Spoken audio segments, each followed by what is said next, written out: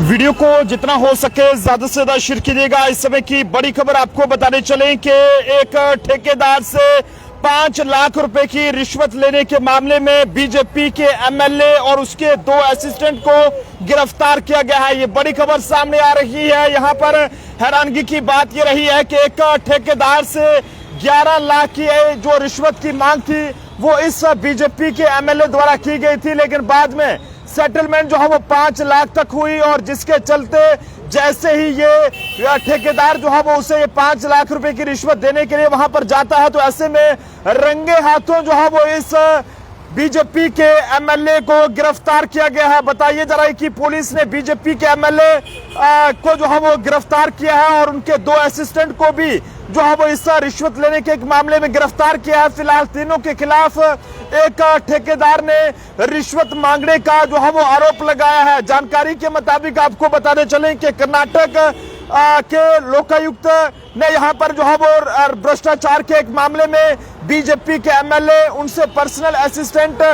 Personal assistant और private assistant को गिरफ्तार कर लिया है। बीजेपी एमएलए और उनके दोनों ये असिस्टेंट के खिलाफ एक कॉन्ट्रैक्टर ने ये शिकायत दर्ज कराई थी। आरोप था कि एक काम को मंजूरी देने के लिए बीजेपी के एमएलए ने उनसे 11 लाख रुपए की यहाँ पर रिश्वत मांगी थी, लेकिन शिकायत के बाद यहाँ पर लोकायुक्त ने एक जाल बिछाकर बीजेपी के एमएलए और उनके दोनों असिस्टेंट, जिसमें एक सरकारी और एक गैर सरकारी को जो है वो गिरफ्तार किया है। बताने चलें कि यहाँ पर यह बताया जा रहा है कि मामला जो है वो यहाँ पर जो इरिगेशन डिपार्टमेंट रहता है, सिंचाई विभाग के एक छोटे से काम से जुड़ा था। यहाँ पर बताइए जरा कि एक क्लास 1 के कॉन्ट्रैक्टर विजय पुजार ने जो है वो लोकायुक्त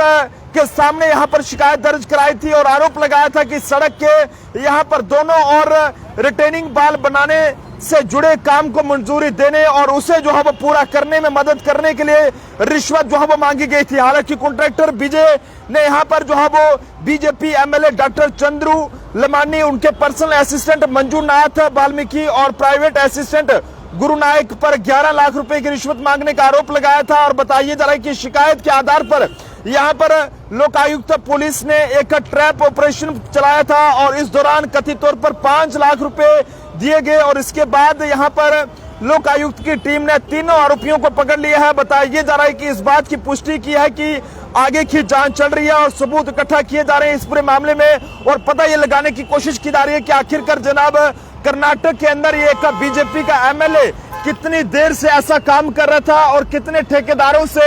इस तरह से अब तक रिश्वत लेने का काम कर चुका है। हैरानगी की बात है कि लोग जो है वो एमएलए को इसलिए आगे जताकर भेजते हैं ताकि वो उनके हक के लिए लड़ाई लड़ेंगे और उन्हें इंसाफ दिलाएंगे और उन्हें इस तरह के रिश्वतखोर अफसरों के हवाले से अगर हम बात करें तो उन्हें भी जो है वो सबक सिखाएंगे। लेकिन यहाँ पर